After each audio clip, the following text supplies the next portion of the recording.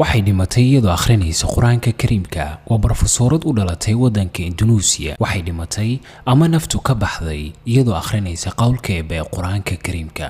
أولئك على هدى من ربهم وأولئك هم المفلحون